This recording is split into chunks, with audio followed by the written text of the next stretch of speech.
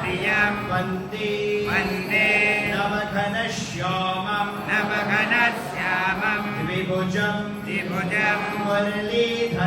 मुरलीधरं पीताम्बरधरं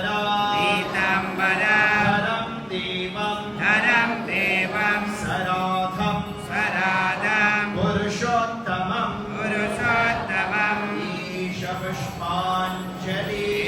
पुष्पाञ्जलि श्री राधाकृष्णाभ्यां नमः।